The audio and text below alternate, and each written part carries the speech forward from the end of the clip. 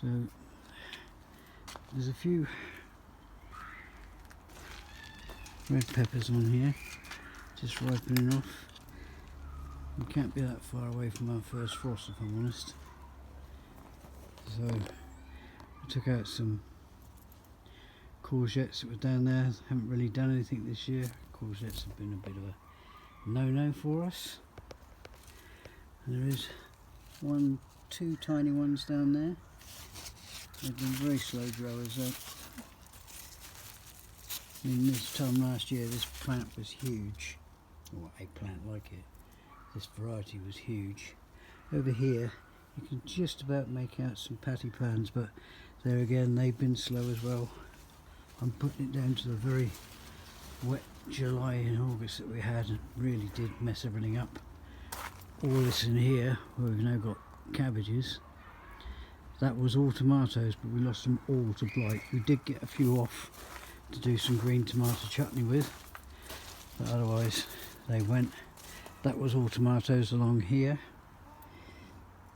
They all got hit by blight. Got nothing off of those. The cabbages are surviving. We didn't cover these. These were out here and they got invaded by the old caterpillar. A few we did lose. These are some replantings that we've done about a month ago. These were all miniature plants we brought in.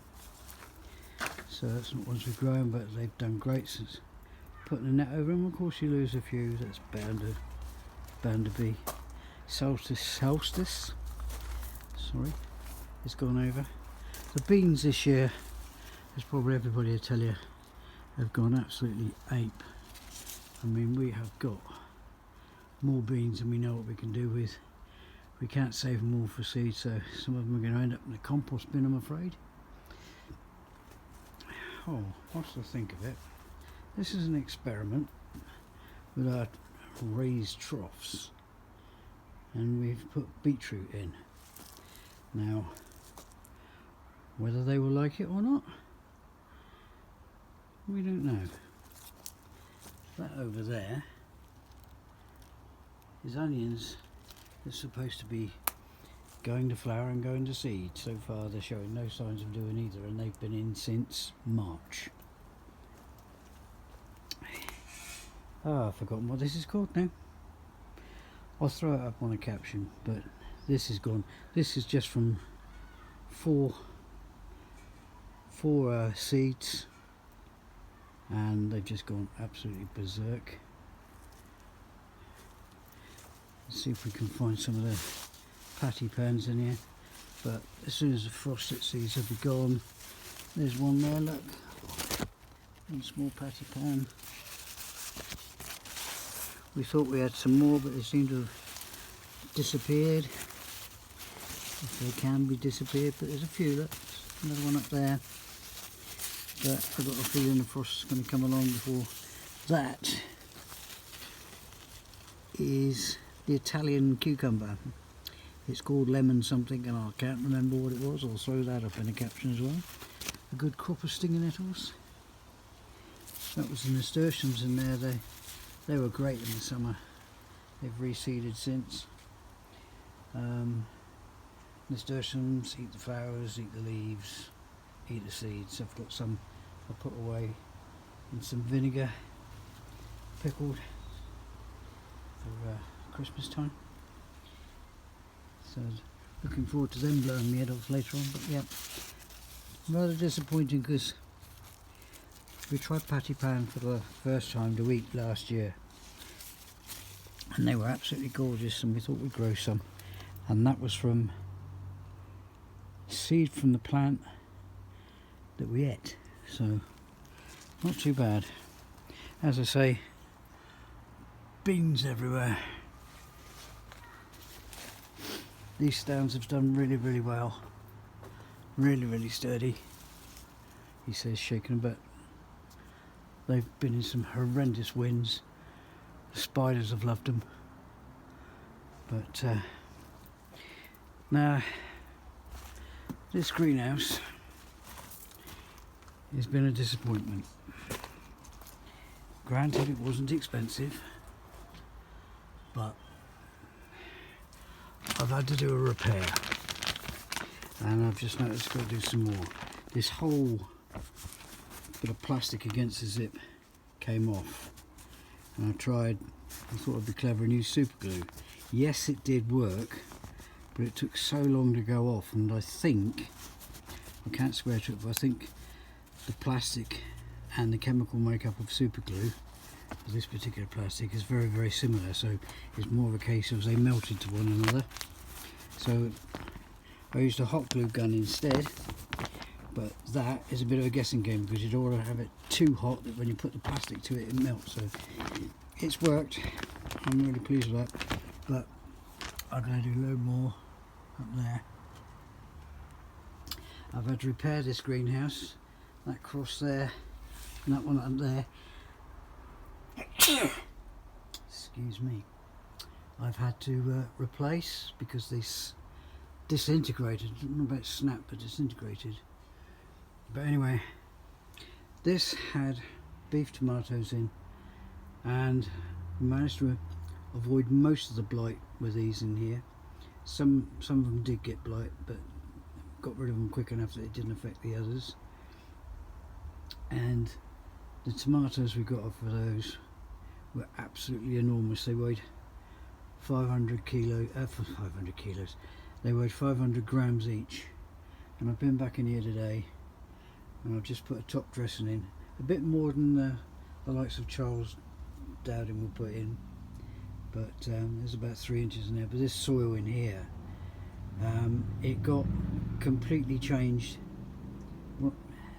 Fed, I just stuck about 6 bags of huge bags of compost in here, and I had a look at it today because there hasn't been anything in here for a while, and it's gone back to being an awful sandy, I mean this is like a gravel pit around here.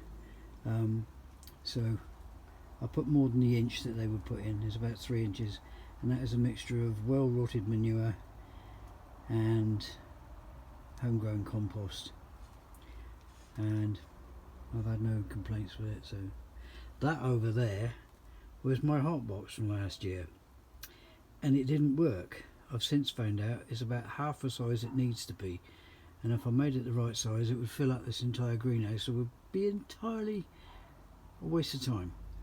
But we have been quiet about getting a new greenhouse and maybe taking this down and getting rid of it, because I don't know whether you can see it, but over in that corner over there there's a tear. There's a huge tear just here. I'm going to repair it, but I must say I've not been best pleased with this greenhouse. It's cheap and nasty, but I'll keep it going until I've got something better. So as you can see, with autumn striking hard, everything's starting to die off now.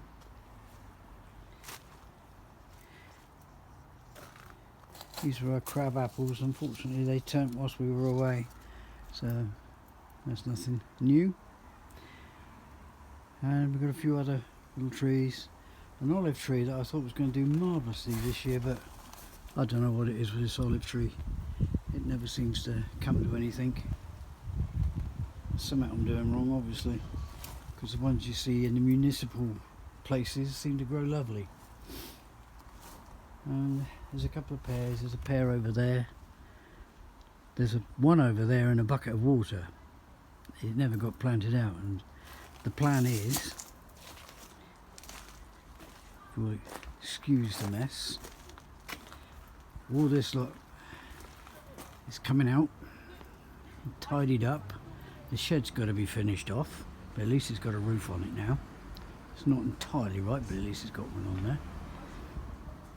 And that shed is going to move over into that corner. That lilac tree, I'm afraid, it's past its best. We took a few cuttings, but they didn't strike, and the ivy's going to have to come down, and that whole corner is going to have that twisted in there. There'll be some more water butts over there, and we could be collecting the rainwater off of those, and so we'll have a good supply of rainwater, because what I want to do is, we've got this one here, we'll have the water off of there. We've got water butts around the garden, and I've got these little 12-volt pumps. Yes, they take maybe an hour to pump that out of there into these, but it's all free, folks. I'll do it with solar power. So there you go. That shed is an absolute nightmare. Unfortunately, bad weather got to it before I could, and it wants a complete and utter repair. Like I say, I've done the roof, so at least it's not got more water going into it, but that is a major project. But that is going to be my workshop again. It was my workshop once, and as you can see, everything looks an entire mess, but believe it or not, it will be unmessed. That there is supposed to be the garden toolbox. More often than not, it's one Whippet's bed. So there you go. Oh, a word about the blight, by the way. If you get blighted tomatoes, you can put them in your compost.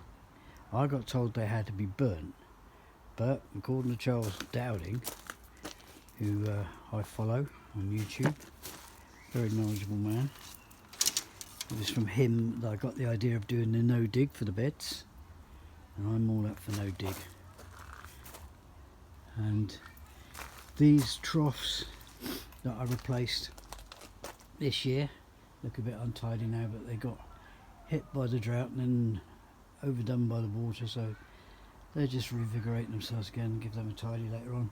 Might actually pull the plants out and make them a bit smaller and stick them back in again, but that was well worth doing. This is now very much the nursery, but yeah, that's over now.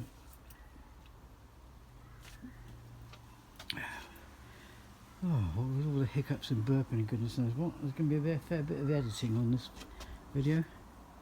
But yeah, first flushes of autumn are showing. So there we are. A quick look around the garden. But I'm well impressed with some of it. We did well considering what an awful time we had of July and August with all the rain.